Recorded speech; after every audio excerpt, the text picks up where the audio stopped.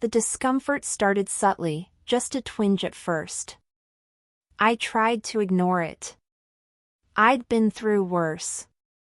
It wasn't uncommon for me to feel a little off after a stressful week or a change in routine.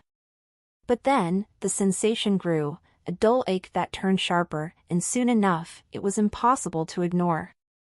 I knew something wasn't right, but I told myself it had to be a simple urinary tract infection, nothing to panic about. I had dealt with a UTI once or twice before, so I wasn't concerned. A course of antibiotics, a few days of discomfort, and it would be over. I didn't want to bother anyone with something so trivial. My husband, Mark, was already dealing with enough at work, and we were planning a weekend getaway soon. I wasn't going to let this get in the way of our plans. But as the days passed, the pain persisted. It was becoming harder to deny that something more serious was happening. Still, I brushed it off, telling myself it was nothing I couldn't handle.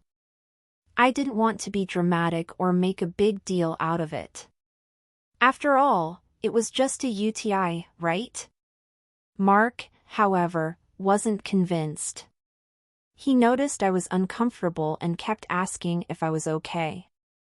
I assured him that I was fine, that it was nothing. But he could tell I was in pain. He insisted that I see a doctor. Just to be sure, he said, his tone concerned, but not forceful. I resisted. The last thing I wanted was to go to the doctor. I hated doctors' offices, the sterile smell, the waiting. I preferred to avoid it unless absolutely necessary. I told Mark again that I'd be fine, that it was just a UTI and that it would pass. But Mark wasn't having it. We're going. It's better to get it checked out now, than to risk it getting worse, he said, his expression soft but firm. He wasn't going to let it go. I'll make the appointment for you. I rolled my eyes, feeling a little exasperated. But deep down, I was grateful for his persistence. Mark always had a way of making me take care of myself when I'd rather ignore things. I wasn't sure if I was more annoyed by the situation or relieved that he was taking charge. The next morning, I found myself sitting in the sterile white room of our family doctor's office. Mark was beside me, quietly flipping through a magazine, his leg bouncing nervously. I could feel his gaze on me, even though I was staring straight ahead at the door, wishing for this whole thing to just be over. Dr. Simmons will be in soon, the nurse had said before leaving us alone. I glanced over at Mark. He was worried, I could tell. He hadn't stopped asking me if I was okay since we left the house. I hated how much I worried him, how this simple thing, a UTI, had turned into something bigger than it needed to be.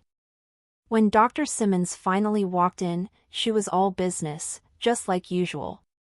Her short, dark hair framed her face neatly, and her white coat swished as she moved. She glanced at her clipboard before meeting my eyes. Hi there. So, you're here for a checkup for what seems like a UTI, correct? She asked, her voice calm and professional. I nodded, trying to keep my voice steady. Yes, just some discomfort. Nothing too serious, I'm sure. Dr. Simmons gave me a small smile. Well, let's make sure it's nothing more serious. She took her time, asking questions and doing a quick examination. The entire time, I kept repeating to myself that it was just a UTI, nothing to worry about. She left to run a few tests and told us she'd be back shortly with the results. I sat in the room with Mark, who was looking at me again, his expression a little tight. So, what do you think? He asked, his voice hesitant. I shrugged, trying to brush it off. It's nothing. Just a UTI. The doctor will tell me that, and we can go on with our day.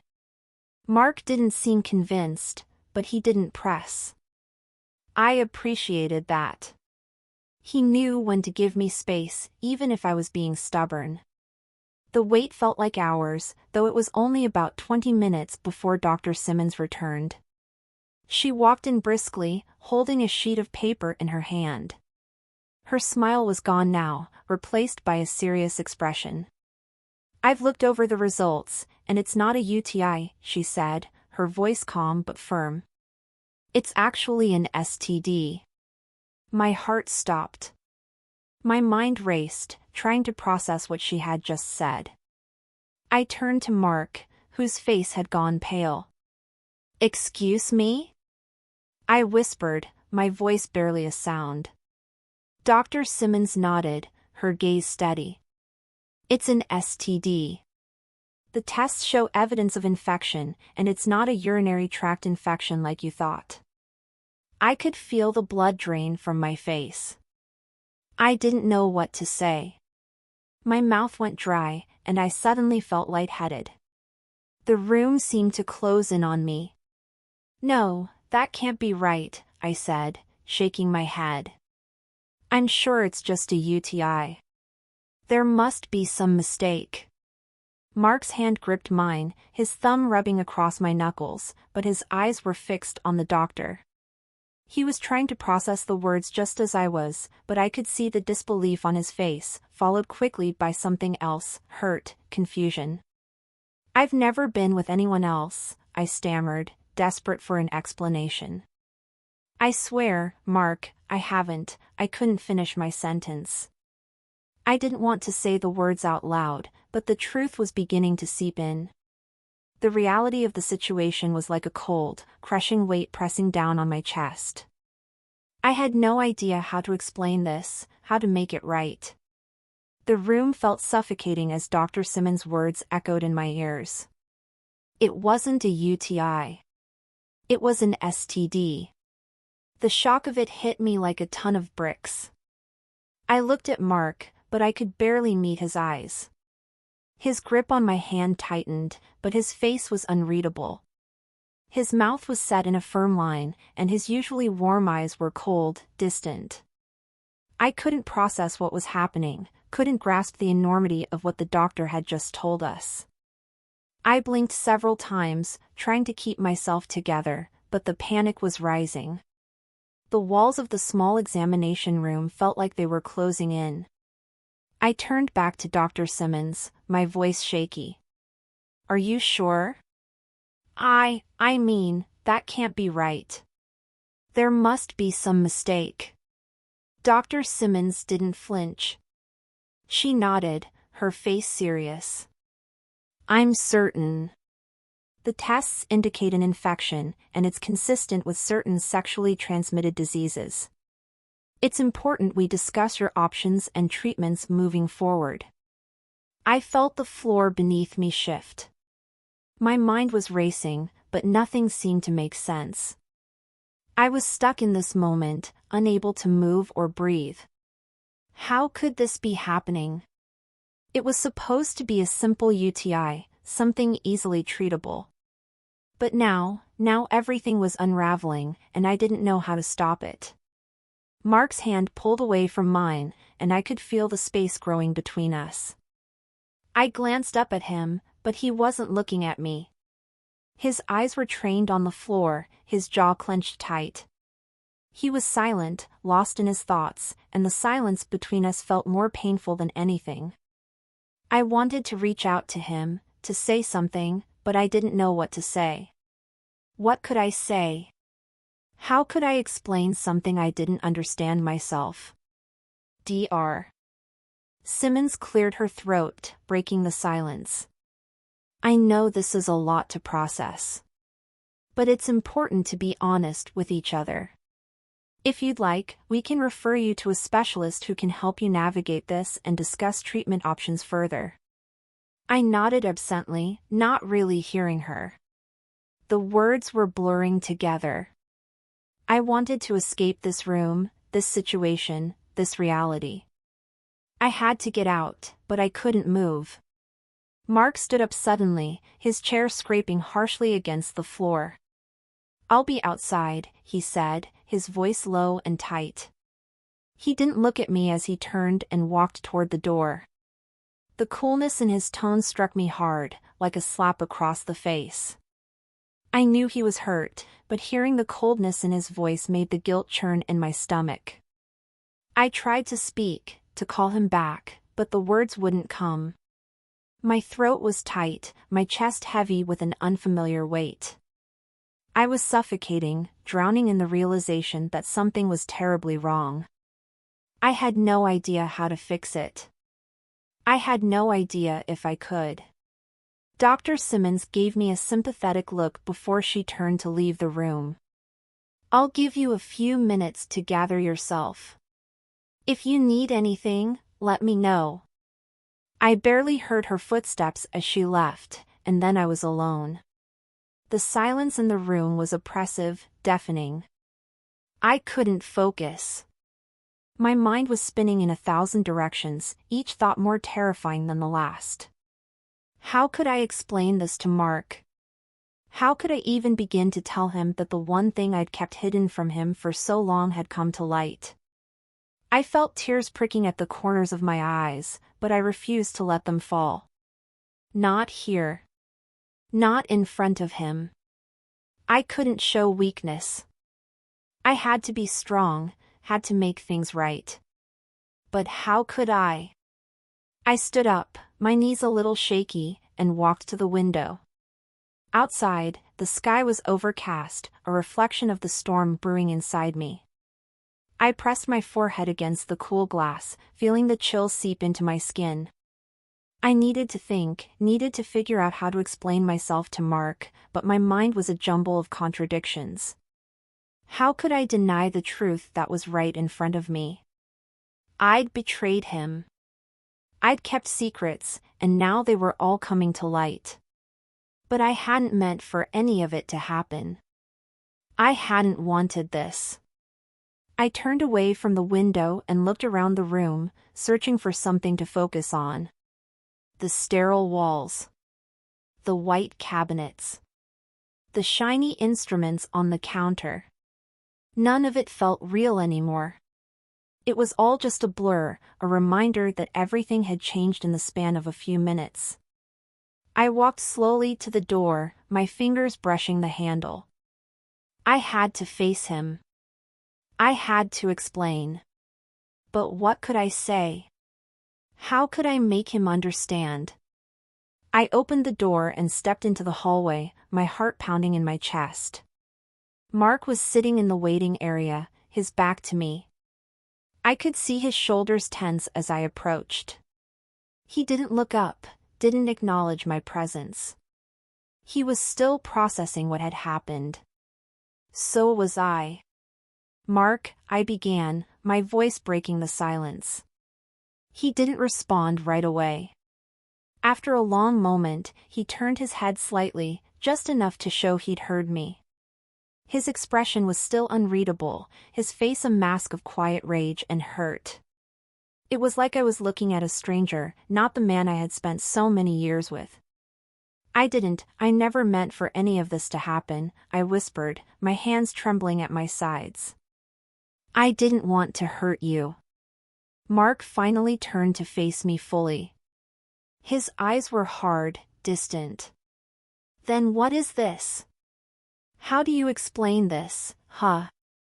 How do you explain this?" I opened my mouth, but no words came out. I had no explanation that would make this okay, no excuse for what had happened. I had always thought we had a strong marriage, that we were untouchable. But now, I realized how fragile everything was. How easily trust could be shattered. "I'm sorry," I managed to say, but even as the words left my mouth, I knew they weren't enough. Mark shook his head. "I don't know if sorry is going to fix this." I stood there, paralyzed, watching him as he stood up and walked toward the door. He didn't look back. And then, he was gone. The days after Mark walked out of the doctor's office were some of the hardest I've ever faced. I couldn't think, couldn't breathe, couldn't escape the crushing weight of what I had done. My mind kept replaying the moment when Dr. Simmons told us that the infection wasn't just a UTI, but an STD. That sentence echoed in my head, each repetition making it harder to face the reality of the situation. I had betrayed Mark in a way that felt irreparable. The trust between us, once strong and unshakable, was now fractured, and I couldn't figure out how to fix it. I tried to contact him multiple times after that day. Texts, calls, even emails. Anything to reach him. But every attempt was met with silence. No response. Nothing. It was as though he had disappeared from my life entirely, and I couldn't blame him. If the situation had been reversed, I would have done the same. I spent my days in a haze of regret and confusion. The apartment felt too quiet, too empty without Mark's presence. The scent of his cologne still lingered in the air, but it was fading, just like the warmth between us. I couldn't ignore the ache in my chest, the constant gnawing feeling that I had lost him. That I had lost everything. Each morning, I tried to get up and face the day, but it felt impossible. I forced myself to go to work, to pretend everything was normal, but nothing felt normal anymore. My colleagues noticed the change in me, the way I seemed distracted, distant. They asked if everything was okay, but I couldn't bring myself to tell them the truth. How could I? They didn't know the intimate details of my marriage, the mistakes I had made. How could I explain that I had lied, that I had hidden something so vital from the person I loved the most? I spent the nights alone, my thoughts racing as I lay awake in bed. I would stare at the ceiling, thinking about Mark, wondering where he was, what he was doing. Was he angry with me? Or was he just done, ready to move on? I wanted to believe that he would come back, that somehow, we could work through this, but a part of me knew that the damage had already been done. I finally reached out to my best friend, Olivia. She had been my confidant for years, and I knew she would understand. I needed someone to talk to, someone who could offer advice or at least just listen. I sat at the kitchen table, staring at my phone, unsure of how to even start the conversation. But eventually, I typed out the message and hit send.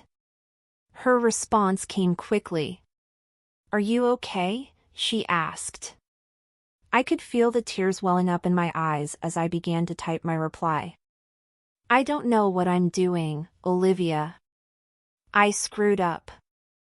I didn't mean for any of this to happen." I stared at the screen, my heart pounding as I waited for her response. The minutes stretched on, each second feeling like an eternity. Finally, the phone buzzed. "Can you meet me for coffee? We need to talk." I hesitated for a moment. Could I really talk about this? Could I explain everything that had happened? But I knew I had to. I couldn't keep it all bottled up inside anymore.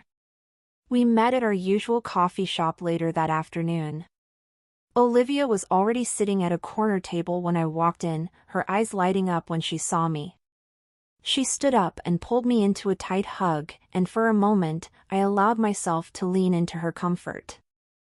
I needed it more than I realized. We sat down, and I could feel the weight of the conversation ahead pressing down on me. Olivia didn't say anything at first, just waited for me to speak. I knew she wouldn't judge me. She never had, not even when I made mistakes in the past. But this felt different. This felt like something I couldn't undo, no matter how hard I tried. I don't know where to start," I said, my voice shaky. "Mark found out about the STD. I didn't mean for him to find out like that, but I was too scared to tell him. And now I feel like I've lost him forever." Olivia's expression softened, and she reached across the table to take my hand. "You have to tell me everything," she said gently. "You can't keep this inside."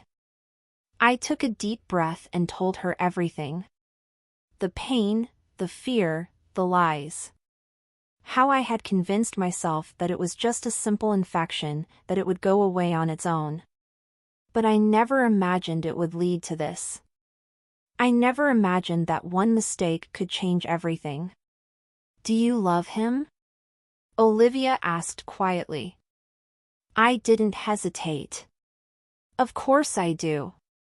I've always loved him. But I've hurt him. I don't know how to make it right. Olivia nodded slowly. You can't undo what's been done. But you can still make things right. It won't be easy, but you have to be honest with him, with yourself. You have to show him that you're willing to work through this, that you want to fix what's broken. I wanted to believe her, to think that there was still a chance for us. But the reality of the situation weighed heavily on me. Mark hadn't responded to my messages. He hadn't even acknowledged my attempts to reach out. Maybe he was just too hurt to even speak to me. I don't know if he'll ever forgive me, I whispered, my eyes welling with tears. I don't know if I can live with what I've done. Olivia squeezed my hand. You're not alone in this. You have to give it time. Give him time. But most importantly, give yourself time. You can't fix everything in a day. I nodded, but deep down, I felt the fear gnawing at me. Time might not be enough. I might have already lost him, and there was nothing I could do to change that. When I got home later that evening, I stood in the doorway of our bedroom, staring at the empty bed. Mark's things were still here. His clothes, his books, his shoes. But he wasn't here. He hadn't been here for days. I felt the tears start to fall then. I couldn't keep pretending that everything was fine. I couldn't keep hiding from the truth. I had made a mistake, and now I had to face the consequences, no matter how painful they might be. I didn't know what the future held, but I knew one thing for sure, I had to fight for him. I had to fight for us. But I wasn't sure if that fight was something he was willing to join. I spent the following week in a constant state of anxiety. Each morning, I would wake up to the empty side of the bed, a harsh reminder that Mark was still gone. I had tried to call him again, but there was no answer. No response to my texts. No acknowledgement of my existence. It was as if he had disappeared from my life completely, leaving me with nothing but the consequences of my actions. The silence between us felt suffocating, and I couldn't escape it. I went through the motions of my daily routine, but everything felt wrong. I tried to go to work, but I found myself unable to concentrate. At night, I would lie in bed, my thoughts racing, wondering what he was doing, if he was thinking about me, or if he had already moved on. It was a constant cycle of self-doubt, guilt, and frustration. I knew I had made a mistake, but I had no idea how to fix it. A few days after Olivia's advice to give him time, I decided to take matters into my own hands. I couldn't wait any longer. I needed to talk to Mark, to apologize, to beg for his forgiveness. I couldn't live in this limbo any longer, not knowing if we had any chance of salvaging our relationship. I knew it would be hard, but I had to try. I took the afternoon off work and drove to his apartment. I didn't call ahead, didn't want to give him the chance to avoid me. I wanted to face this head-on. I parked outside, my heart pounding in my chest as I stared up at the building. The familiar sight of his apartment window only intensified the ache in my chest. It had always been a place of comfort, a place where we had shared so many happy moments. Now, it felt like a stranger's home. I walked through the building's entrance and up the stairs, my feet dragging with every step. When I reached his door, I hesitated for a moment, unsure of how to begin. What would I even say to him? What if he didn't want to see me? What if he had already made up his mind to walk away for good? I knocked gently, my heart in my throat. I stood there for what felt like an eternity, hoping, praying that he would answer. Finally, I heard footsteps approaching from inside. The door creaked open, and there he was, standing in front of me, his expression unreadable. "Mark," I said, my voice barely above a whisper. "Can we talk?" He didn't say anything at first, just looked at me, his eyes hard and cold. I could feel the distance between us, the walls he had put up, and it hurt more than I could ever have imagined. But I had to try. I had to explain myself, to make him understand that I was sorry. "I know I messed up," I continued, my voice shaking. "I made a mistake. A huge one. And I'm so sorry. I never meant to hurt you." Mark's gaze remained fixed on me, but he didn't speak. I wasn't sure if he was even listening, but I had to keep going. "I lied to you," I said, my chest tight with emotion. "I didn't want to tell you the truth because I was scared. Scared of losing you, scared of what it would mean for us. But I should have been honest. You deserve the truth." His eyes flickered, just for a moment, but I saw the pain there. It was fleeting, but it was enough to make my heart shatter. I reached out a hand, but he took a step back, putting distance between us. "Mark, please," I begged. "I know I can't take back what happened, but I want to make it right. I want to prove to you that I'm sorry, that I love you, that I'll do whatever it takes to fix this." He let out a breath, his eyes still cold, but there was something in them that I couldn't quite place. Anger? Hurt? I couldn't tell. But I could feel the tension in the air, thick and heavy. "Why did you lie?" he finally asked, his voice low, but laced with a quiet fury. "Why didn't you just tell me the truth from the beginning? If you had, maybe we wouldn't be here right now." I felt a pang of guilt. "I didn't know how," I said, my voice cracking. "I didn't want to admit it to myself, let alone to you. I thought it was just a UTI, that it would go away. But when the doctor told us, I was terrified. And I couldn't bring myself to tell you what had really happened." Mark shook his head, his jaw clenched. "You could have trusted me," he said softly. "But instead, you lied. You kept something from me. Do you have any idea how much that hurts?" His words stung, but they were the truth. I had lied.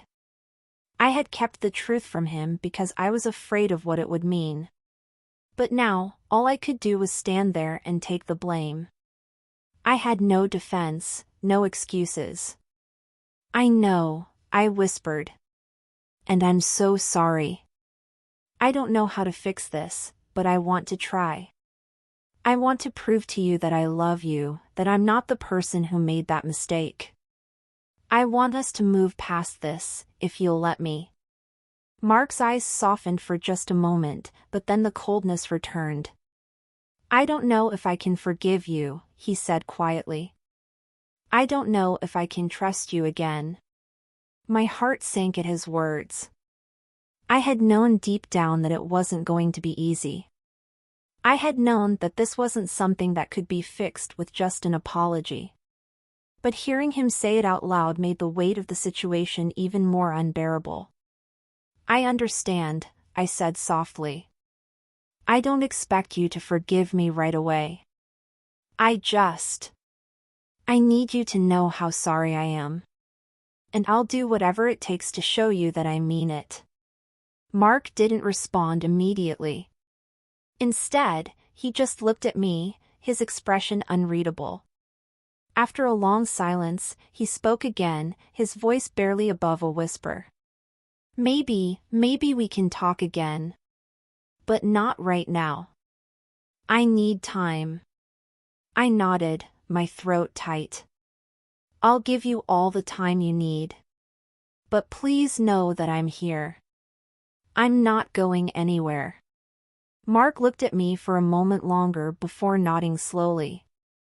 "I'll think about it," he said, before closing the door gently between us. As I stood there in the hallway, the weight of the conversation settled over me. I had no idea what the future held, or if there was even a future for us. But I knew one thing for sure: I wasn't ready to give up. I couldn't give up, not when there was still a chance to make things right. We have reached the end of another beautiful story, and if you like and comment on this video, YouTube will understand your taste better and deliver more content like this. If you liked our content, subscribe to our channel,